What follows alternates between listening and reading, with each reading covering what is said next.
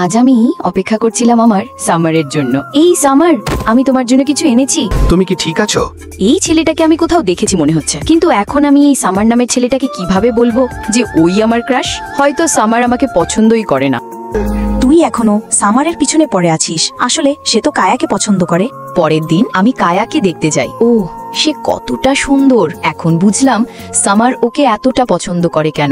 রাজ, তুমি কি আমার সঙ্গে সিনেমা দেখতে যাবে? সরি, কিন্তু আমি যেতে পারবো না। এই ছেলেটা তো সেই দিন দেখা ছেলেটাই, মানে কায়া ওকে পছন্দ করে আর সামার কায়াকে। তাহলে যদি আমি কায়া আর রাজের মিল করিয়ে বে, তাহলে সামার আমার হয়ে যাবে। উফ, কি দারুণ প্ল্যান! এরপর আমি রাজকে ফলো করতে থাকি, কি কি জিনিস তার পছন্দ তার জানার জন্য। কিন্তু তুমি রাজকে পাওয়ার জন্য আমার সাহায্য কেন করছো? কারণ এতে আমারও লাভ হবে। পরের দিন, ভয় পেও না, আজ তোমার মনের কথা বলে দিও। ওই দেখ তোর ক্রাশ, আজকে তুই তোর মনের কথা বলে ফেল। দেখো, সে এসে গেছে। আমি তোমাকে পছন্দ করি। সরি, কিন্তু আমি তো জিনিকে পছন্দ করি।